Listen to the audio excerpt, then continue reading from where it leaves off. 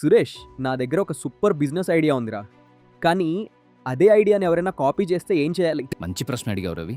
అందుకే ఉంది IPR, intellectual property rights. ఇది నీ ఐడియా, నీ బ్రాండ్, నీ ఇన్నోవేషన్కు లీగల్ ప్రొటెక్షన్ ఇస్తుంది. అంటే Suresh, patent, trade mark, copyright ఇవన్నీ దీని కిందకే వస్తాయా?